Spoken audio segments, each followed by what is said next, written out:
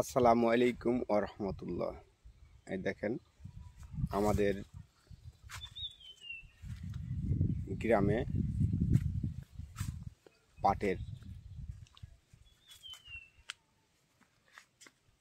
কত ভালো এবার ফলন হবে।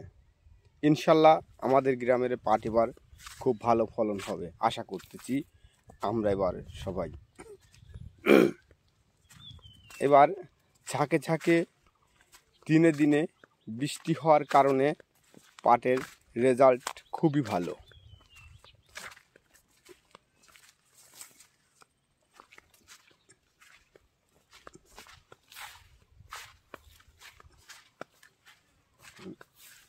দেখেন পাট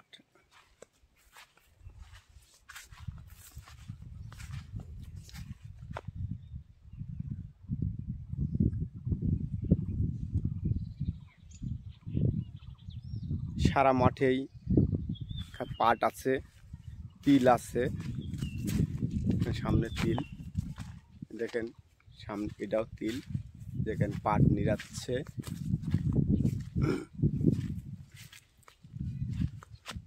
এটা মেহগুনির বাগান, বাগানটা আমার এক চাচার।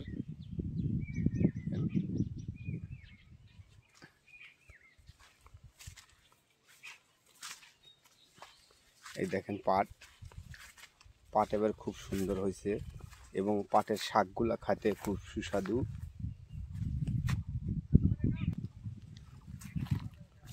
এটা হলো তিল, দেখেন তিলের ফুল খুব সুন্দর হয়েছে। দেখেন তিল খুব সুন্দর হয়েছে।